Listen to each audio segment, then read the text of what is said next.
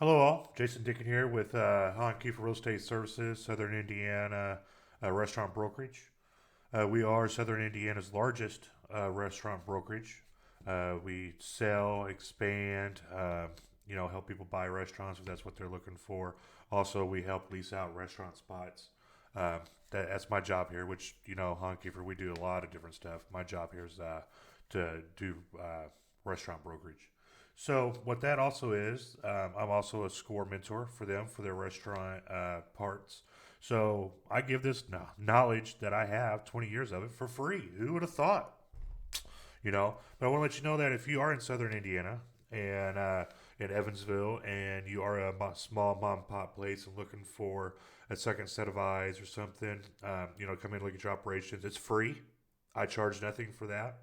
Feel free to give me a ring. I'll put my number right here for you, so you know how to reach me. But like I said, I'll come out.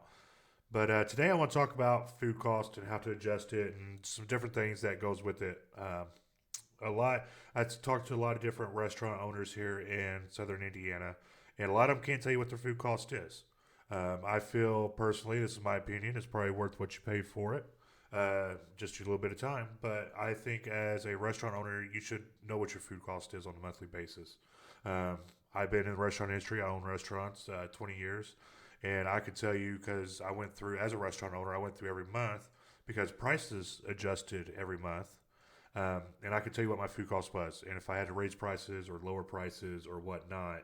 I think that's why I was able to stay in business. One of the reasons I was able to stay in business for over 20 years with the restaurant that I owned.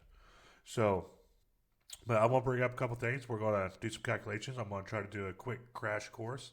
I believe if you just take the time, watch this 5 to 8 minute video. I don't know how long it's going to be yet, but if you watch this 5 to 8 minute video, I believe that whether you're new in the restaurant industry, maybe midway through it, or if you're a seasoned veteran, I believe there might be something in here that you know. There's no, I'm not pitching anything. You're not going to have to pay me anything for this. Just take your time. Maybe you'll learn something. Maybe you won't.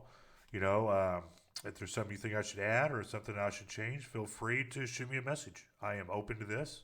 My ideas aren't the only ideas, but I'm going to bring up some stuff. And um, when I'm done, I'm hoping to be able to put it over here where roughly my microphone is, and we'll talk and go through a bunch of this. So I'll move over here because why? I'm an amateur and I don't have all this stuff done. So, bloop. But I'm gonna try to put it right about here so we can talk about what uh, what we need to do. So, first one I'm gonna pop up here is whenever I had my restaurant, I I was on this program literally all the time. All your vendors, hopefully, should be able to have this program. I used a recipe manager. Once you set it up, it's pretty easy just to be able to log on and take a quick glance. And there's a lot of benefits to this. Benefits to seeing what all that you can, go in on a moment's notice and be able to see. Like with this vendor, what was nice was as their prices changed, it would automatically populate inside this where you could look at what you need to do. But as you can see, if you have an item, you need to be able to put every single cost that is associated with that inside this recipe manager.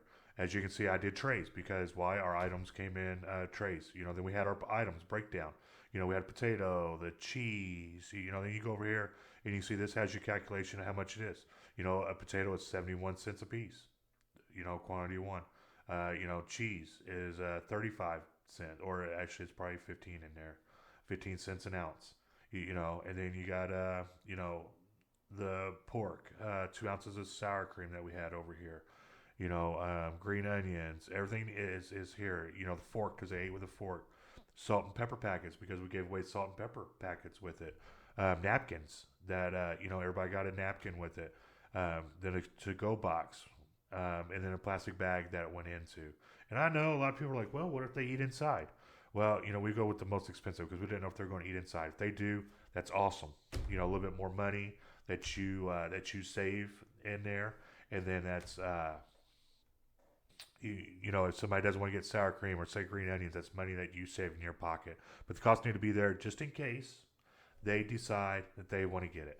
So then after we get all of our costs together, right? If you add all this up, it should come down, I think, to I'm a little bit further away, but $2.69. That's how much all this is. So if we're selling it for $9.99, when we take the 28 from $9.99, it busts out to we have a $7.29 markup on this. That is what our profit is after food cost, which is a 27%. Um, Industry average is, I think it's 25 to 35. You really want to be in the lower range because when you start getting to 35, it's really hard to start making profit.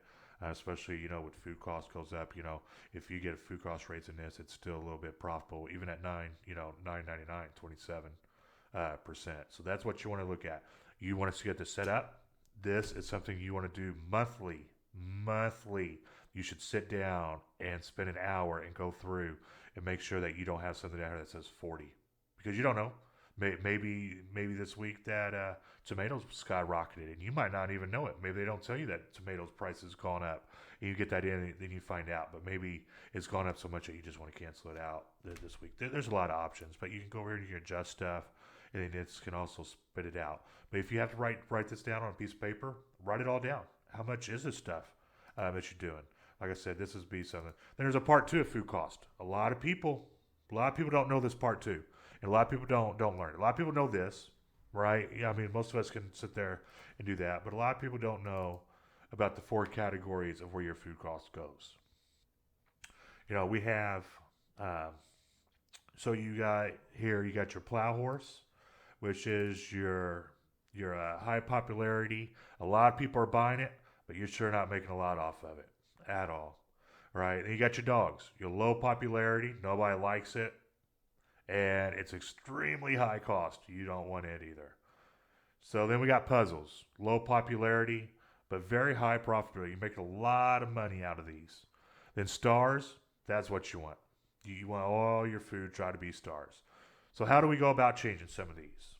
So, right, well, we start with dogs, low popularity and low profitability. So what we need to do is we either need to market it a little bit and try to move it over to a puzzle or a plow horse, or if we can, move it up to the stars, or we can do, or just completely just erase it off of the menu altogether. And then then you go to your plow horses, high popularity but low profitability. So what we need to do is we need to try to move that over to stars. So it's a menu cost. We either need to raise prices, we either need to adjust the menu that we have, um, either or that, or adjust the menu prices or what we have on there, or try to sub some products out to move it over so we can go to a high popularity and a high profitability. And then you got a star. Puzzles. What the hell's going on with these? Low popularity but high profitability. So what we got to do is we got to market these. Puzzles are going to be your ones that you do daily specials on, your weekly specials. You're going to do a monthly, hey, come out and look at this. This is what we got. And then try to start moving that up, because if it's a great item, we'll move it up there. Dogs, get rid of. Puzzles, market, specialize. Plow horses, you need to do a menu adjustment. Look at, why it's a low profitability. Well, we need to do that. Stars, don't touch them. Leave them as they are. So, well, I figure hopefully that's a quick little rundown and a crash course boot camp on, uh, some food costs. Maybe I think even if you're new, you're a veteran, maybe there's something in there. Maybe you didn't know, but I do know a lot of people don't know about the second part of what to do, and that takes a monthly thing. You got to know your food costs. You have to know your food costs. That's the only way that a restaurant business would be successful, is if you know your food cost. All right. Well, you got me looking over because I had to move my screen over there, and I want to make sure I was doing what I needed to be. But Jason Dicken here. I'm Honky for Real Estate Services. I am their restaurant broker. If you ever have a question or if you need something, no set eyes, or if you got a question about a certain thing, maybe I can help you. Feel free to either shoot me a message on Facebook, shoot me an email, shoot me a text message, or feel free to give me a call. Jason Dicken, Honky Real Estate Services, Southern Indiana Restaurant Brokerage. Thank you.